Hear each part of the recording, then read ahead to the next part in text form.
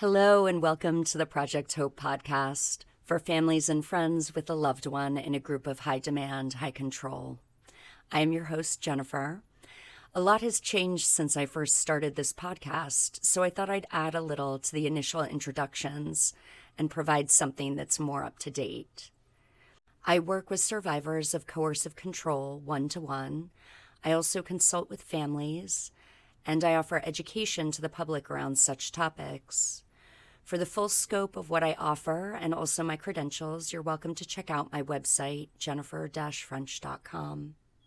I have a master's in the psychology of coercive control, and as of August 2024, I've been accepted into a PhD program called Psychology, Policy, and Law, and I'll have a specialty in either criminal behavior or forensic victimology.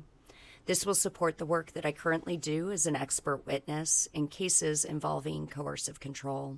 The Project Hope podcast has provided such an amazing opportunity for me to meet many wonderful people, survivors, experts, family members, and it's truly a pleasure to meet each one of these individuals you will hear from. This podcast will conclude with Season 2 as I enter into my PhD program, but I have many other exciting things on the horizon, so please stay in touch and go to my website for any and all current events. Thanks to all of you who listen to Project Hope and care about this community.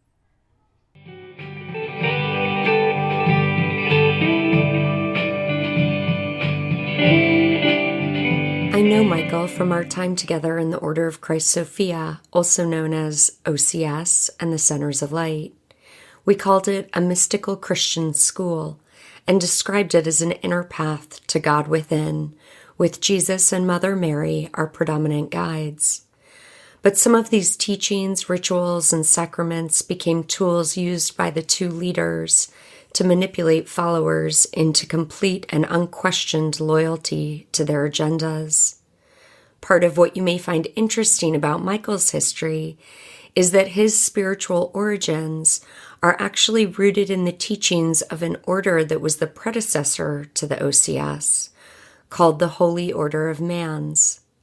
Michael therefore has insights and experience that he brought to the OCS that no one else had. We dive into some of his history prior to the OCS, as well as how he came to join and the unravelment of his experience with Peter Bowes. Since leaving the OCS, Michael in some ways has come full circle, taking up the Holy Order of Man's name and carrying it forward with others who were previously part of the organization from the 60s and 70s. So present day, Michael Maciel is a priest and teacher in the Holy Order of MANS, which is categorized as an esoteric school of initiation. He is the author of The Mystical Christ, an online journal of reflections on contemporary spiritual life. He has written 2 books, The 5 Vows, Raising Your Spiritual Commitment to the Next Level, and World Priest, Bringing Heaven to Earth. He is also the creator of the Mystical Christ Academy, a series of online tutorials for personal spiritual development. And in addition to this, he has 2 YouTube channels. And of course, the links can all be found in the podcast notes. Michael currently lives in Northern California and is actually a California native, but grew up in Reno, Nevada, where he spent both his summers and winters at Lake Tahoe, skiing, mountain climbing, and participating in motorsports. As mentioned above, he joined the Holy Order of MANS in 1970, where he received his initial spiritual training. From 1988 to 2004, he owned and operated a custom woodworking business. And from 2004 to 2006, he was a member of the Order of Christ Sophia, a spiritual group modeled after the Holy Order of MANS. I apologize in advance that we have a tiny area at the very end of the Project Hope podcast where our voices cut in and out for a few seconds. So please bear with us, and as always, it is such an honor to have you as a part of our audience. We truly appreciate your time and hope you enjoy my discussion with Michael.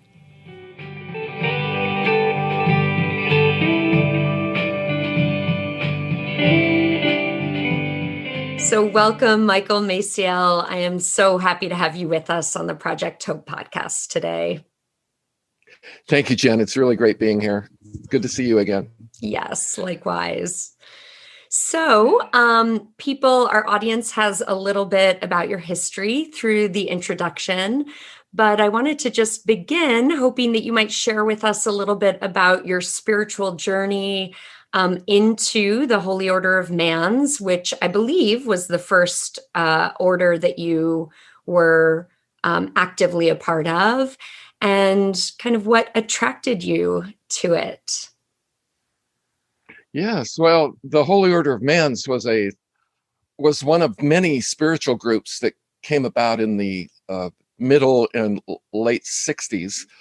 And there were so many groups at that time because young people of that time were just really intensely engaging with some form of spiritual seeking.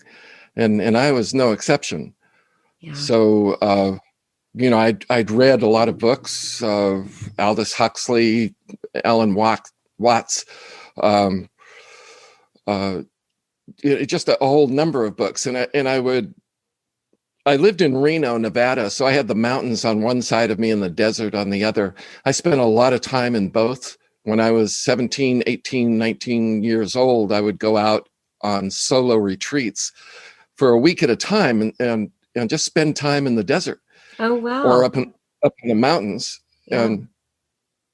And just in a real, consciously and intentionally doing serious introspection and trying to, break through the illusion, that was the illusion of this world. Yeah. And feeling like there was a greater reality that if I just pushed hard enough to be through that veil. And so it was in that mindset that I ran into a teacher of the Holy Order of MANS at this really bizarre seminar at the university, a psychologist addressing a group of religious professionals, nuns and priests primarily, and trying to tell them what was what, I'll never forget it. These religious people were sitting in the audience, most of them with their arms crossed, like this, looking at this guy like he didn't have a clue, not a clue that there was a dimension to it that he wasn't getting at all. And so, because I was 19 years old or so, I thought I knew everything. So I stood up and started debating this guy. And because I was like already, a monk in the desert, right? Right. And you'd geared up and you were fully armed with all your research. Oh yeah, but it wasn't, I'm not a scholar, so and I wasn't by any stretch, especially then, but I had all this experience, and he was clearly lacking that. And so that's what I was hitting him with that. And so, I sat down, all full of myself, of course, thinking I won the day. And sitting right behind me was this young priest and a couple of other what looked like priests, because they were in their, the collar and the garb, and the priest looked at me just like he was looking right into my soul and said, "You should come to one of our classes." and so I did, went to one class, and in the course of that class, I joined the Holy Order of MANS. And it was easy because, in cult speak, and I'm not saying that the order was a cult, but in that in this language, people who are in a transitional phase in their life are most susceptible to joining a group like that. And I was clearly in that position in my life. So it was a fit. And he spoke everything that I had been seeking. Mm-hmm. And so it was a no-brainer for me. And I went in and spent the next 7 years in the order, was ordained, met my wife there. We had a child, and then eventually we left because the founder of the order, whom we called Father Paul, he died, and then everybody's egos came out of the closet, because he ruled with kind of an iron fist.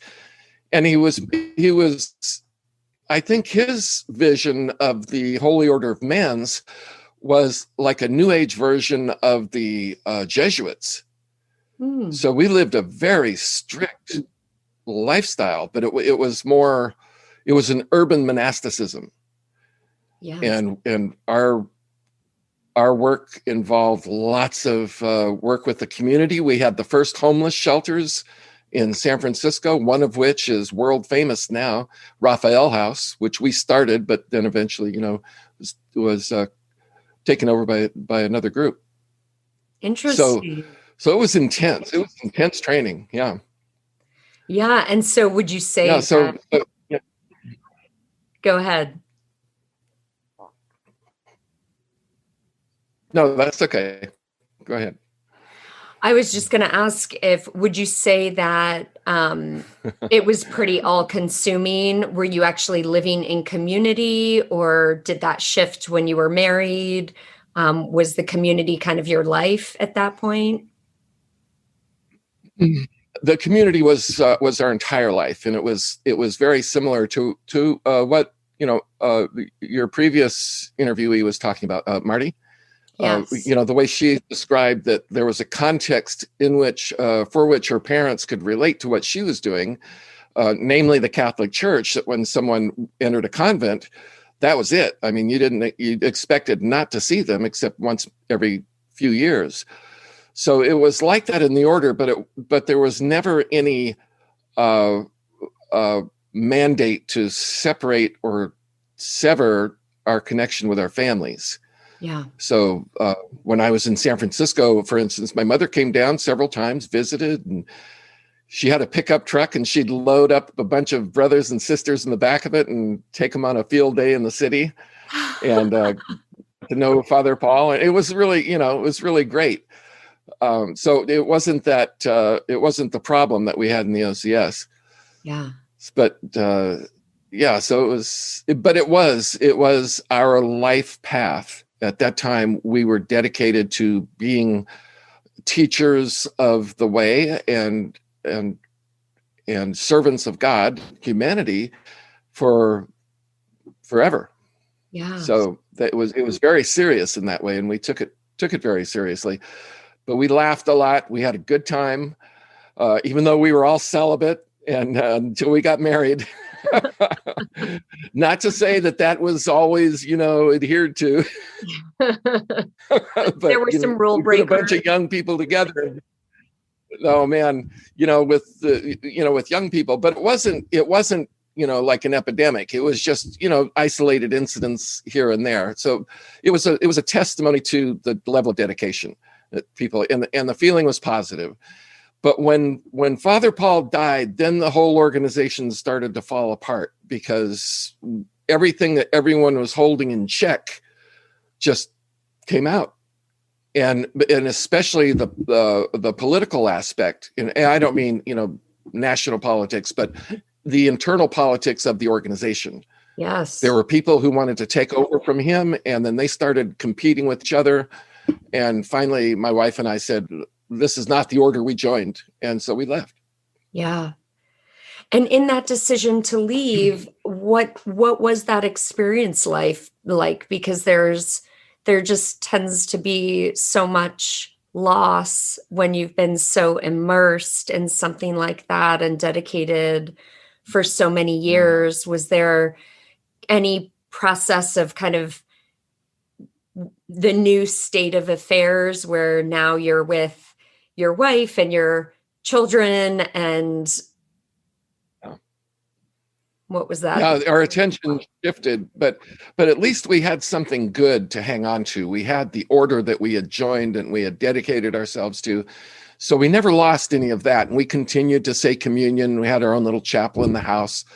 And but gradually, the exigencies of life, and having a couple of kids and getting them into school, and we started a business, and we became really focused on that. But it never left our minds as far as the teachings. We were very careful about that for a long time, even though we explored different groups, different philosophies, just in naturally growing up.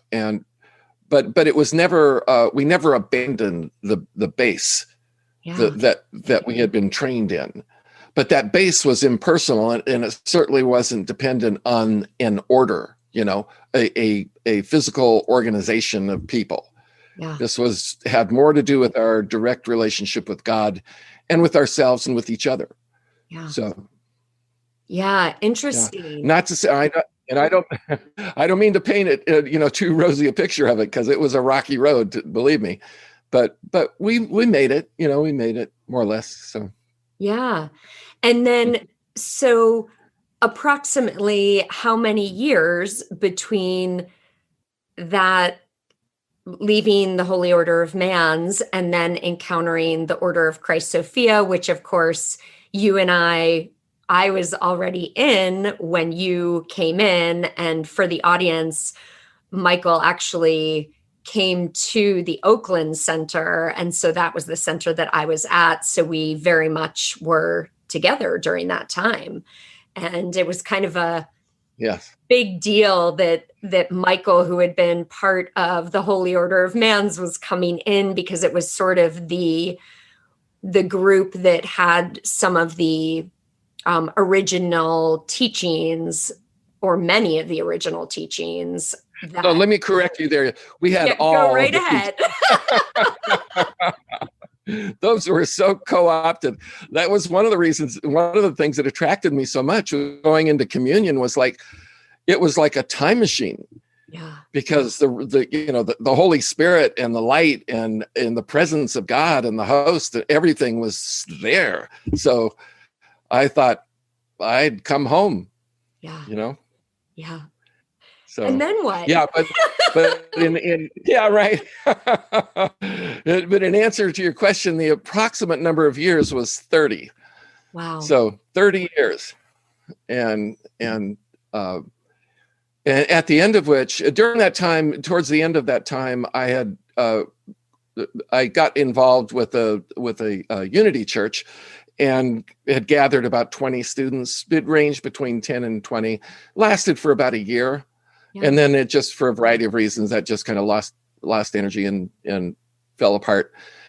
But then I found myself in another transition where I was losing my business, which we were doing really great for a long time.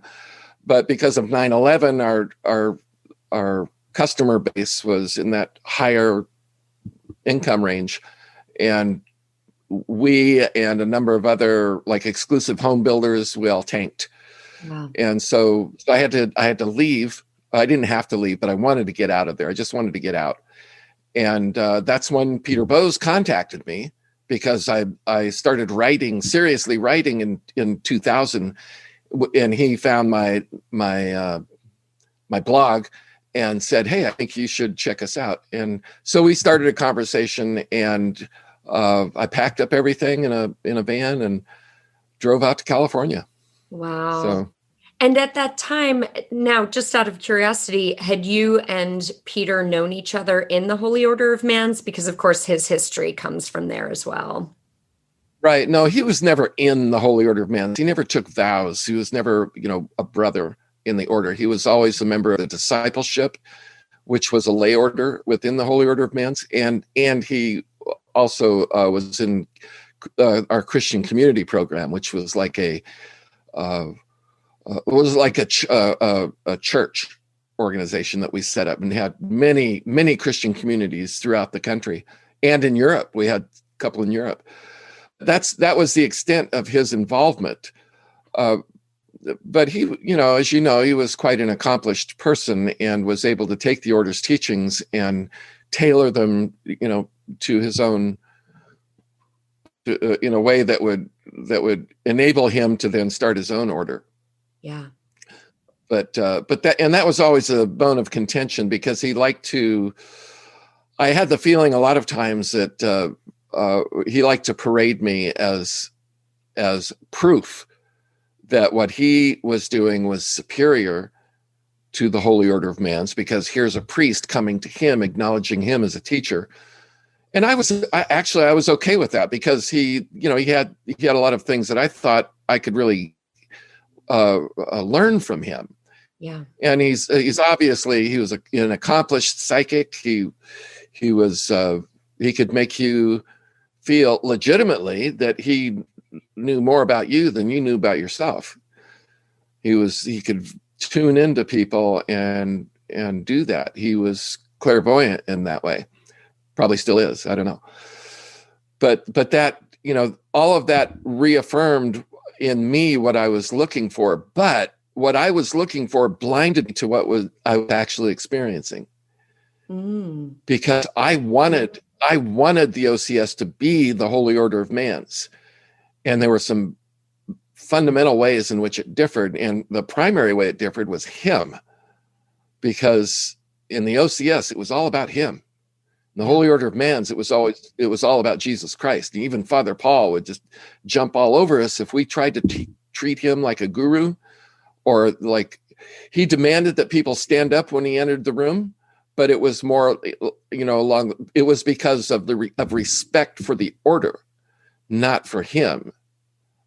So there was a big difference in personalities between Paul and Peter.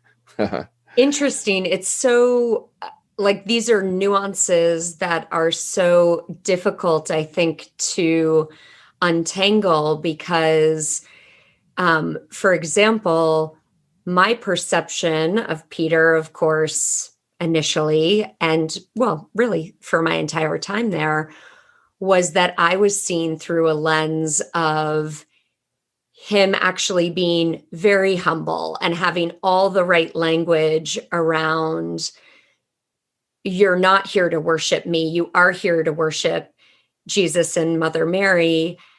And we did do that. So again, it's a part truth, which almost everyone could get on board with. But then there's this other subtle truth that is the fact that everything is entirely centered around his wants and desires and dictation of everything. And of course, the root of that came in with the whole principle of guidance in and of itself, because if he knows more and is more connected to God than anyone else, then automatically you have a foundation there where the individuals must at some point succumb to his dictation.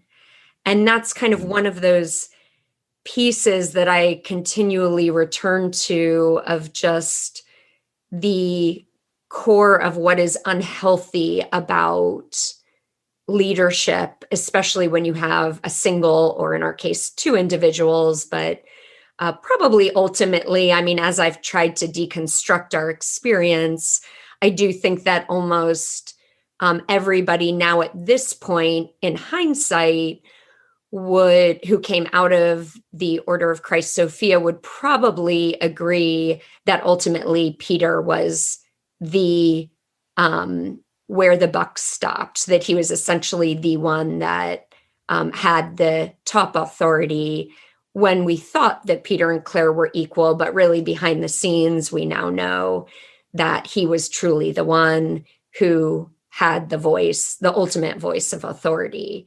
So it's always an interesting exploration there, that when you have that dynamic set up, in my book, I've kind of come out of my experience feeling like that is a fundamental element by which nothing can truly, well, that there might be slight healthy elements, but essentially it's poisoned, because when there's a dictatorship, people cannot grow and be and become who they are truly moved to be and become, and evolve in the way that their spirit would naturally grow. Yeah, I totally agree. I think there's that way. seeing it up that way, it's inevitable that it fails. Because anytime a person tries to put themselves in that position of authority, which it's different from organizational authority, right? Because that's always understood. It's secular. There's a need for administration. There's a need for somebody to be at the helm, or even in the military, you know, there has to be a chain of command. But when you combine that chain of command with that spiritual dimension where that person becomes your sole contact with God, that is doomed to failure. That unless you set it up, and Father Paul actually told us this many times. He said, "My job is to make you better than me." And that means he expected his students to grow spiritually to the point where they would surpass him. And unless a spiritual teacher has that he or she cannot help but go down that rabbit hole. And they get increasingly insane as they do. And Father Paul himself, you know, because we started gaining property, we had a center in every state of the United States and 2 or 3 centers in Europe. And that'll go to anybody's head. Yeah. Right? I mean, that just will make anybody feel like they are the Messiah. And that's something that I think any of us now who are trying to teach spiritually, we have to keep that, like, we should tattoo that on our forehead. Right. You know, it's not about me. Right. Yeah. I mean, and then develop and call people that will hold us accountable to that, and not let any one person slip into that messianic complex, which Peter really did.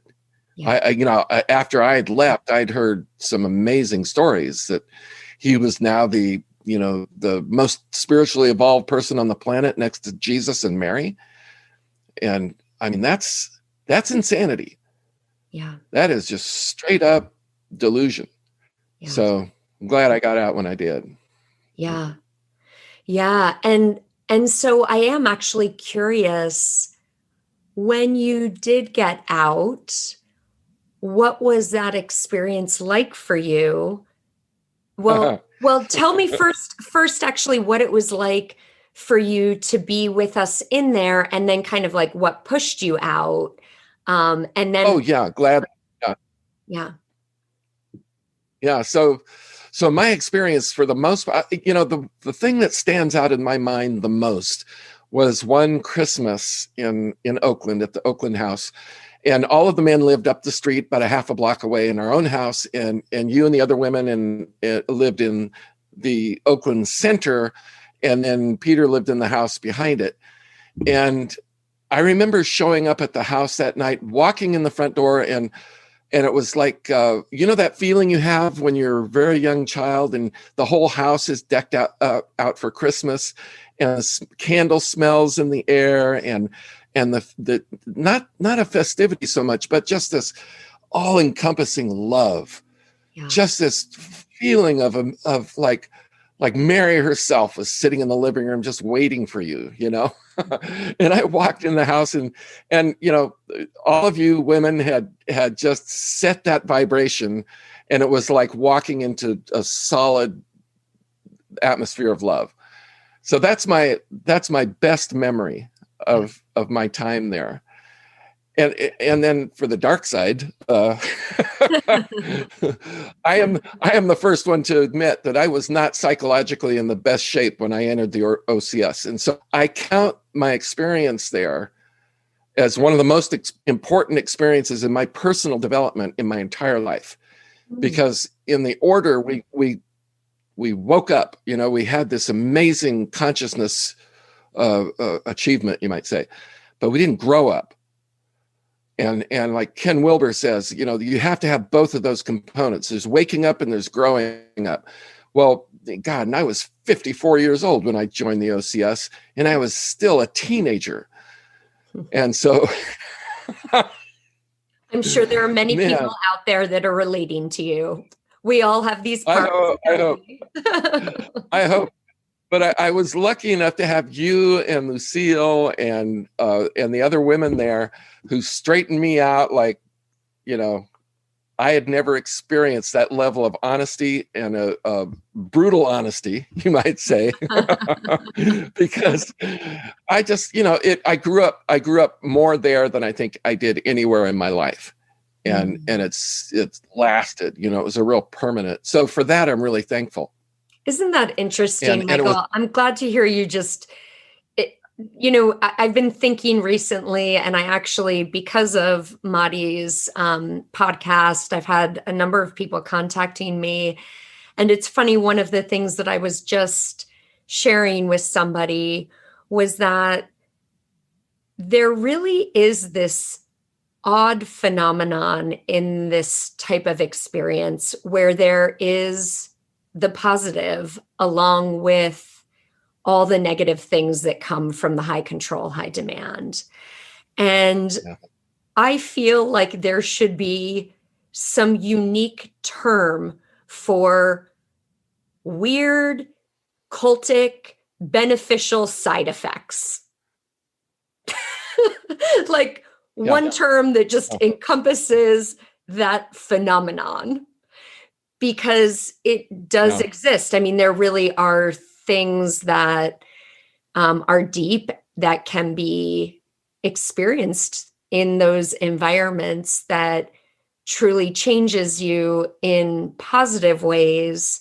And yet, that can happen amidst other things that are really negative. But it seems to be a very, of course, nobody would be in these groups if they weren't experiencing something that was beautiful and lovely at times. But it's hard to sort through, and that's very different, I think, from group to group. And, like a abusive relationship is a good example, right? We all know kind of that domestic violence cycle where there's the amazing honeymoon period. And, when you see films around this type of phenomenon, you can really feel and get what that is, that this couple truly seems in love and simpatico, and there's a beauty and an energy between those two people that seems incredible. And then it can just spiral in this crazy way, and it goes, in this cycle.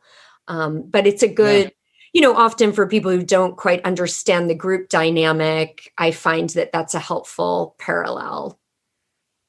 Yes, it is a good parallel, because when two people are attracted to each other, that's bigger than they are, right? That goes all the way down into the deepest part of our nature, and we're attracted to each other. And so that's like a river. There's a river flowing. And if the spiritual group has found that river, which is like the grace of God, it's like a vertical river that pours into the earth. Any group that taps into that has a charisma around it that's undeniable and extremely compelling, not because of the group, but because of the river. So you've got this flow of energy. And if you have any ulterior motive, or if you're in it to, promote yourself, then it's not very hard to manipulate people to get them to see you as the source of that river. And which is entirely false. I mean, the Holy Order of MANS came out of there were other groups at that time, like Master Subramanya, the American Hindu master, was the real deal. He was amazing. I mean, he was a Hindu guru. And then there was Murshid Samuel Lewis, who was the head of the Sufis in San Francisco. He was acknowledged. He's acknowledged worldwide as being the real deal, as was Father Paul. There were like a cadre of people. And then there was the guy who started the farm down in Kentucky, Steve Gaskin. He had access to that river, and there were many others. Too many to mention. Daisetsu Suzuki, for what he's the one who brought Zen to America, and all of this was going on. But it's always the case that if you allow your people to see you as the source of that grace, and you take that personally and you promote that personally, it's going to take you down, and rightfully so, because that's not what it's about. Yeah. So we have to approach it much differently now. Yeah. And I'm working on that. Yes, I know. And I think we'll get to that in this interview. Yeah. Yeah. So, yeah, thank you for sharing about kind of the magical experience. And then there was obviously the negative. And I'm sure that's what led to your leaving the Order of Christ Sophia. Yeah. That I remember that very definitely. You asked me, what it felt like to leave, and we were at the retreat in Durango at Dolores, the center there in Dolores. Right. Yeah, Dolores. Yeah. And I was having this problem of staying awake because I had so much cognitive dissonance at that point that it would knock me out. Yeah. I wanted it to be the Holy Order of MANS. It wasn't the Holy Order of MANS. I wanted it to be something that would empower me as a teacher and lift me up and forward. It wasn't. So it was just, I couldn't deal with it, and I didn't have the ability really to understand what was going on. I just knew it was going on. Yeah. So when he brought me in and in front of all the other priests, I could see the writing on the wall. He was going to demote me and all of that, and I wasn't about to let him do it, because I felt like I was the guinea pig, and he was going to slaughter me as a sacrifice, just as another way of proving to everyone the Holy Order of MANS was nothing compared to what we are. And I didn't want to be a part of that, because I respected the Holy Order of MANS, and I wasn't going to let him besmirch it. Yeah. I never knew that was kind of what was internally happening for you. And that makes so much sense. And of course, that was a pattern. And one of the things that I personally feel the most ashamed of in terms of order behavior was this culture of group shaming in front of everyone, of course, with the people who were at your level, but still just as intense, if not more, the group shame, and then ostracization. And no one would literally, when you left that group, you knew that no one would ever speak to you again. Yes. And the most reprehensible part of that was that here you have probably the most sincere and well-developed people with tremendous heart coming into the OCS, wanting to serve, wanting to get close to God, and then have them be written off as having a demon or being dark. Yeah. I mean, what the hell? Right. Jesus God. It's like, how can you do that to a person? That is absolutely not right. Not only is it a total violation to put that on someone, but it's so interesting to now be in the psychological field where that is never, ever, ever done. That there is continual support for an individual to grow and discover and evolve. And we all know in that field, shame does not work. Creating fear in somebody does not work. I mean, it works. It works for the person who wants control. It works great for that person. It works for a different purpose, but not for the evolution of the good folk. That's right. Right. Yeah, it really that piece is just that brings. But let me share with you. Let me share with you what happened that morning, because that was the night before, and then that morning I had been told I wasn't allowed to come to communion, and there were 100 plus people there. Because if you're not doing well, let me just get this for a second. If you're not doing well and you're dark, you really shouldn't have communion because communion should be bringing you light and relief. So how does Right. that work? I don't know. You got me there. But what I did then was I woke up in the morning and I just knew. So I packed up my suitcase while everybody was in the chapel, and I just walked down the road, walked all the way down to the gas station, or it was a couple of miles, I guess. And I never felt freer in my life. I felt better than I had in decades. I just felt like I was a person again, but even more so. Oh. So Isn't it amazing? You know, I've got this image of you with your luggage down the long, dusty road, which it was, you know, we're practically in the middle of nowhere, walking all the way down. I mean, how many miles was it? God only knows. Couple miles. Walking down, a lonesome man with his strolling his suitcase behind. And yet, in your heart and mind, you are free. I was a king. It was like I felt royal. Juxtaposition of the image and what's happening within, you know. Yeah. And then I got back to the center of Oakland. I hitchhiked to the airport effortlessly, but it was like God was just scooping me up and taking me back. And so I got back to Oakland, and I completely gutted my room, got everything out, and moved into an apartment before anybody got back from Dolores. And then I severed all connection because I'd been through this before, you know, in the order. I knew that unless I stayed under the radar, there was a possibility for remnants of psychic control. And I know that sounds weird, but it's a real thing.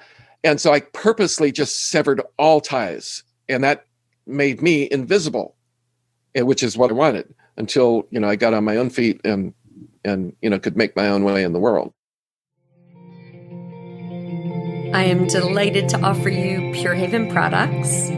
All proceeds received go right back to the Project Hope podcast. I myself have been using these pure, safe, and toxin-free products for over 4 years, and I absolutely love knowing that my home has countertops that my little niece and nephew can eat off of without worrying that they have a handful of chemicals being placed in their mouths. The cleaning products are some of my favorites. The glass and surface cleaners smell amazing as well. So if this is of interest to you, please go to purehaven.com/Jennifer French. The link is also included below with information about this podcast segment. Yeah. So that's what happened. And may I ask you, I've wondered also, just because some of us were a little younger than you were, so kind of had like more of a worldly wisdom, perhaps.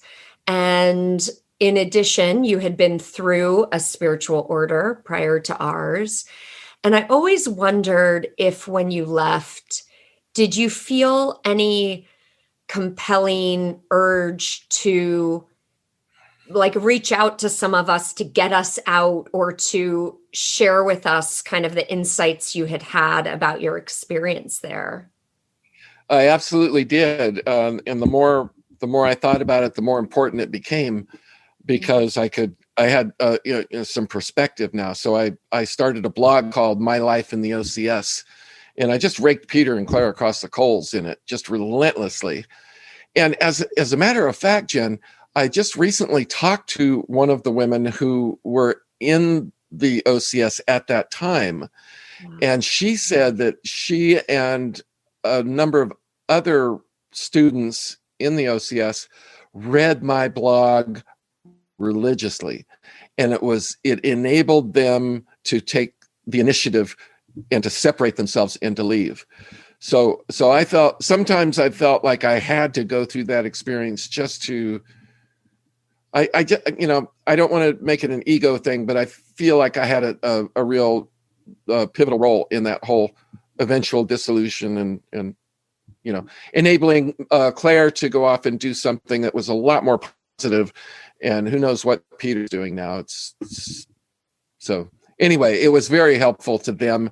And she was very kind to tell me just what that experience was like, that she just, it was a lifeline for her.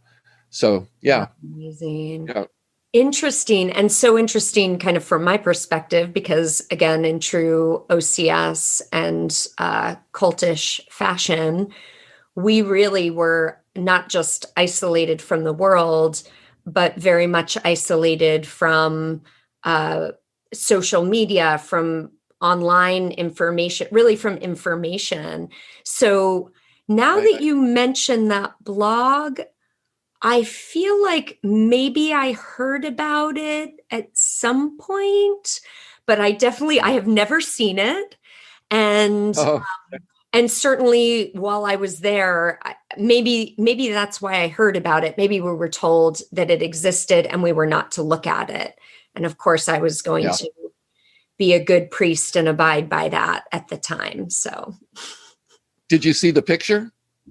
No. Of Peter and Claire? I photoshopped the cover of the book. Remember the book with the picture of Jesus and Mary on it? Yes.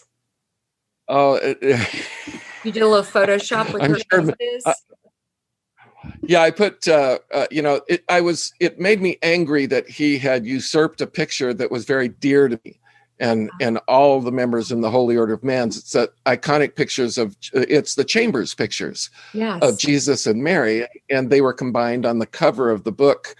I forget the title of the book, but the subtitle was Children of Jesus and Mary, and I put in there Children of Peter and Claire.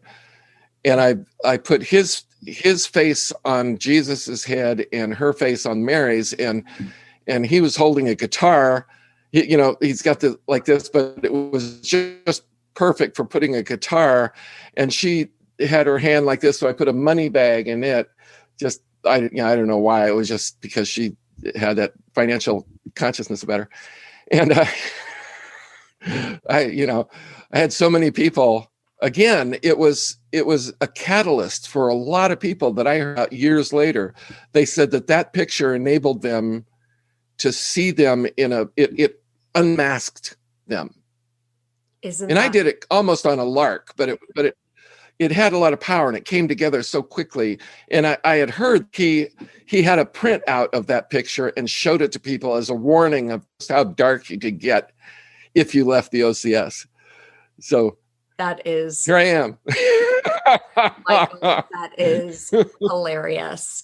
And also it was hilarious. Just to give it a little credit, if we're going to talk symbology, what I most love about it is you've got Peter with the guitar, which was another phenomenon that many of us have revisited, where all these incredible artists came into the order who really had major potential. I mean, very talented people. And within the first year, they were being taught by their teacher that it was indulgent or what have you, whatever the line was for that individual, so that they had to give up their music and no longer even play. I mean, not even just privately or for fun, really. Unless it somehow benefited Peter, because of course we had a producer and he was allowed to continue his job because then he could produce Peter's albums. And so it became this thing where none of these amazing artists who were true musicians, my husband included, who actually went to an institute to learn music. I mean, trained and, moving in a professional direction. And so every individual like that got their music weeded out of their system like it was a poison. And in fact, it was a poison to Peter because it threatened his ego around his music that then became front and center stage And I mean, I bought in hook, line, and sinker. I'd sit there with my Oh little yeah. eyes mesmerized on how beautiful the music was that he was playing. But literally, I don't know if you were there, Michael, in the very beginning when we started off, where there would be, six musicians up on stage with him, and they'd be doing secular and non-secular songs. And it was so beautiful, and everyone would join in. And slowly but surely, not, pretty quickly, he was the only one who was allowed to perform and create, and he was center stage. And that was a huge part of our order experience. Now on to Claire. Interesting that you did the money bags, because in fact, that was an area of abuse within the OCS, where individuals priests who were running their own centers were fully expected to purchase homes that could actually accommodate a center. So paying for a home that was beyond what that family would have otherwise been paying for. And not only that, but then they actually asked people from the OCS to give money to buy properties. And in full disclosure and fairness, I do believe that some of those people were even receiving some, like there was insurance on the, I'm spacing out on the name, but they were making money as the order had money, a certain percentage they were receiving and being paid for that loan. It was a loan. However, when the orders divided, as I understand it, there was a lot of shady stuff that went down there, and people who had given tons of money were then left with in very bad financial situations.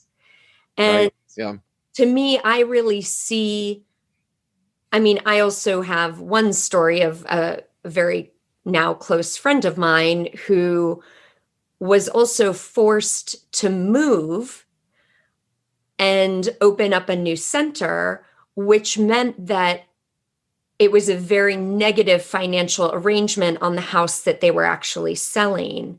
And they were told, you need to have faith and take that loss. And eventually they did, but that was not the right financial decision for them, coming from Claire, who touted herself as being, a wheeler and dealer in the financial realm.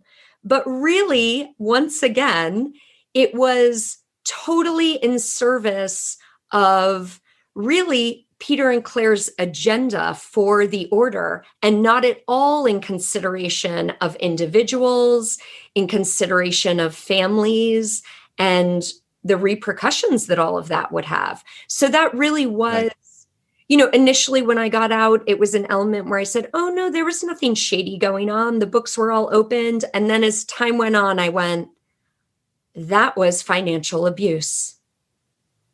Mm-hmm. Yeah, so definitely. There you go. It's insidious. Yeah. So there you go. Your it's really it was symbolic. Yeah. Yeah. And I apologize. Well, and I always feel like I kind of need to say this when we're laughing and sort of joking about these things. Certainly, Michael, I feel like I can speak for you. Never do we actually think that these abuses are funny. I think we all just need to laugh about them sometimes because of the level of intensity and kind of tragedy around it. So a little gallows. Yeah, I'm glad you say that, because otherwise, if you don't laugh about it, I mean, and I'm sure it's different from those people who really took serious financial hits, but if you don't laugh about it, it'll just make you crazy, just drive you crazy. So you have to just let it go and move on, otherwise it'll take you down. Yeah. So would you say also that blog that you were writing was part of how you started to process and then also feel like you could actually do something, kind of be empowered? Because you mentioned that as a response also to my asking, did you ever kind of think of us sort of like once you get clear and you're out, then I think you hit a point of thinking about those who were in, who you cared about, and going, how do I spread this word and prevent more destruction or harm from happening? Yeah.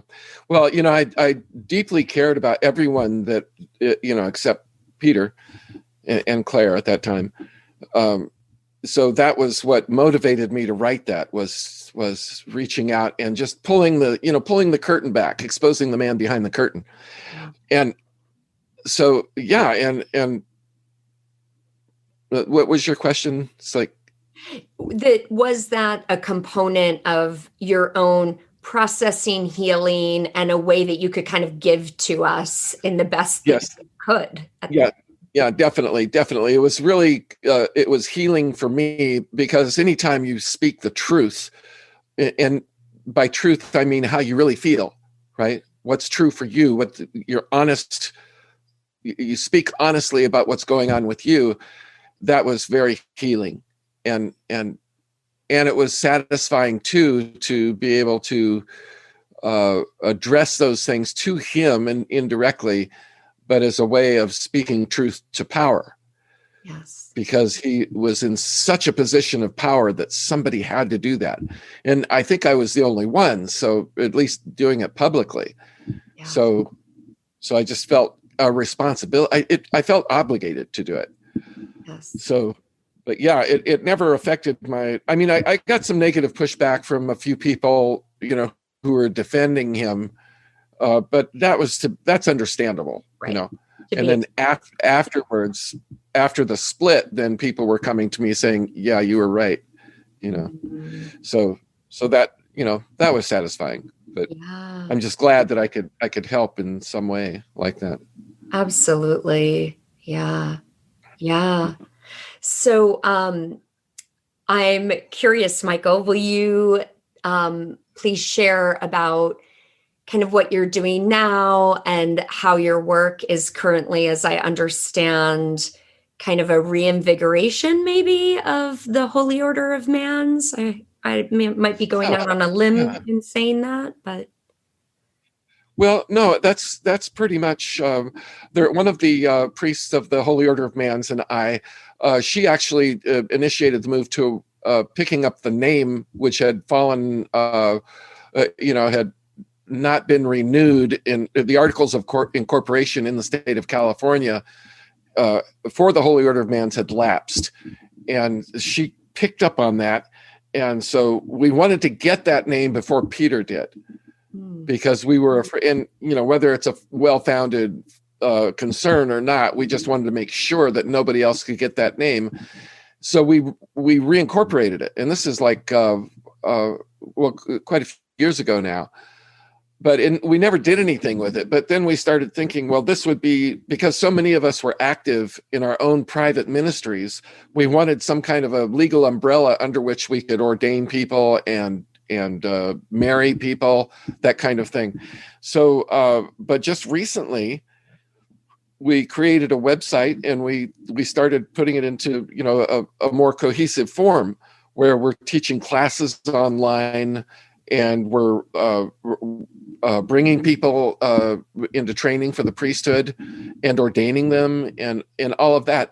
But from the outset, we did not want an organization that any way resembled the original hierarchical corporate structure. So we decided not to have any members. And our purpose was to find people who were doing something of their own, and then helping them by either ordaining them, giving them the certificate, having them, under a legal umbrella. But it was for them, not for us. So no members, no tithing, none of that. We, pay all of those expenses ourselves. So in that, we're drawing people who have their own thing going on, and then they enjoy the spiritual camaraderie and the spiritual support without without the somebody criticizing what they're doing, like, oh, you should be doing this that way or this way or some. No, none of that. As long as they're aligned with basic goodness and clarity and not trying to manipulate people, all of these things we've been talking about, as long as they're not doing that, we are 100% for them. And then it gives us, the more connections you have, the more everybody grows, right? So that's been the basic thing. So within that framework, I've started what I'm calling the Mystical Christ Academy, and I'm taking advantage of of technology. You know how you can buy a course for anything, for how to do anything, how to be a mechanic, how to develop YouTube channels, how to grow your business, right. Anything and everything. You buy a course, and then you've got something that lays out the sequence in an organized, sequential way that will help you develop. And that's what I'm doing now with really basic spiritual development. Yeah. So kind of with the intention. Yeah. So sort of a self-study course that then there's the support and connection to this group if one wants that. Right. If they want that. And even then it's not joining a group, but it's just hooking them up with somebody who can take them one-on-one. Yeah. Like a mentor type relationship. Yes, exactly. So what I'm doing though is not, it won't be possible to take people one-on-one. I've limited to like 5 people that I can, for a year period, where I can actually work with them one-on-one. And then others that I can do like Zoom calls and, just scaling it as broadly as possible. So that the most teachings and be able to take them at their own pace and to actually experience more in their spiritual growth than they would otherwise. Because it's not an academic, I called it the academy, but it's not an academic thing. It's an experiential program. Everything is designed to give people the experience of of the light of Christ and the growing awareness of the God self within. Yeah. Well, thank you, Michael. Is there anything else that you want to say or share before we wrap up the interview? Well, I think it's great what you're doing. I think it's something really necessary, and that it gives people because anytime we talk about this, you can just feel the burden coming off your heart, right? It's just like, oh, thank God somebody's just talking about it, and it helps us get clear in our minds and about what actually happened, and especially to know that other people went through exactly the same thing that you did. And that's so healing. So I'm really glad you're doing this. Thank you, Michael. Yeah. And I think the other element that is so interesting is that right now, it seems to me, I think we're experiencing kind of a new shift in terms of people understanding groups of high control, high demand, but still it's a whole world that people really don't, in general, don't understand all the dynamics and kind of how that happens and why it happens and how people can be under a leadership that is so obviously unhealthy to some, and yet there are hundreds of followers. So it's still, I think, is this area of confusion and a bit of like lack of education in our world and society. And I think part of that is because it bumps up against religion and spirituality, and people don't want to offend those realms. I mean, in the United States alone, we're so founded upon so many of those principles. And yet, even as we see in established church environments, there is abuse happening. And we just need to find the language and the ability to really talk about all of this so that we can figure out where these gray lines are and where the division is between, something that is, let's say, mystical, out there, where you can't see, you can't touch it, but that experience might be real to some. And then how do you even talk about that, and how do you then validate, holding experiences that use that to manipulate and abuse others? And I do think there is a fine line. And it's a line that I think just certainly there are a lot of people that know a lot about it. And there are people who can very clearly describe these things.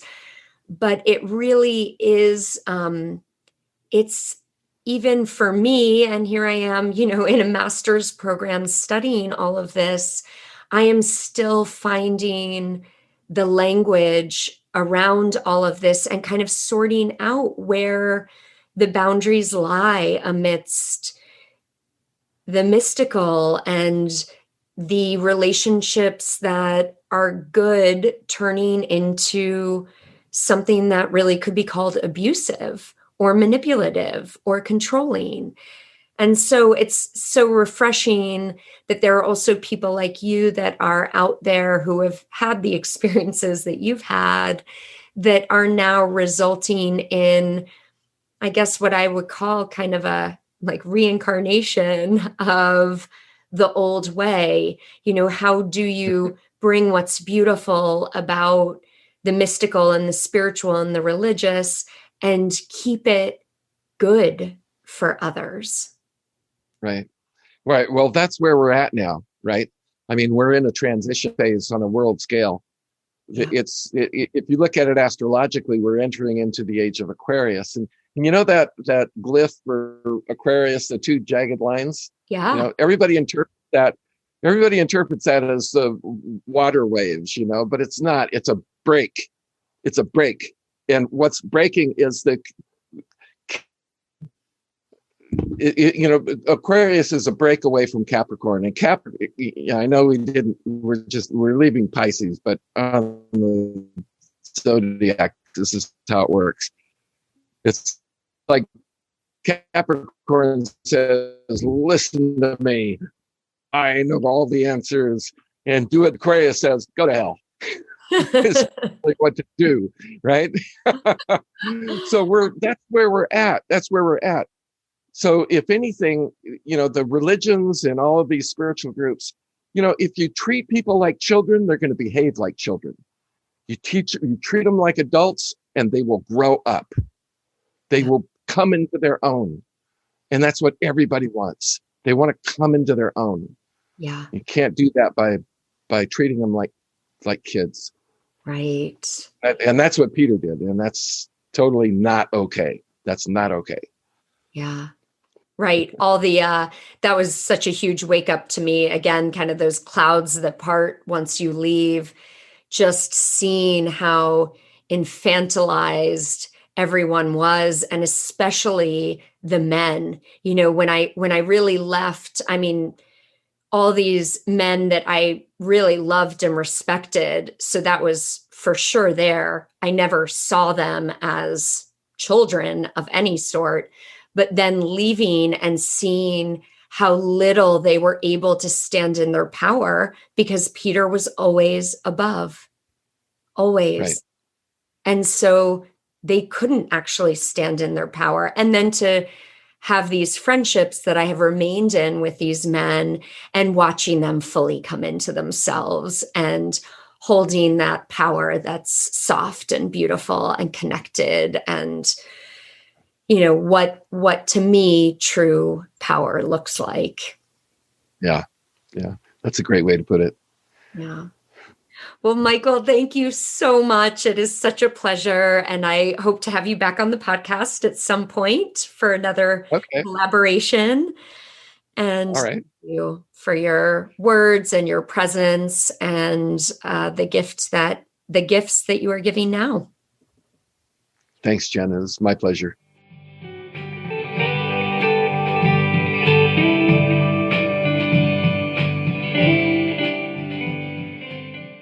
Thank you for listening to this episode of the Project Hope podcast. If you enjoyed it, please feel free to subscribe and comment. You can always get in touch with me at jennifer-french.com. And please let me know any specific topics of interest. And of course, I'm always interested in your stories, whether you've left an organization of high demand, high control, or if you're an individual struggling with the knowing that someone you love is in such a situation. I am here for you. Think critically, take heart, and be free.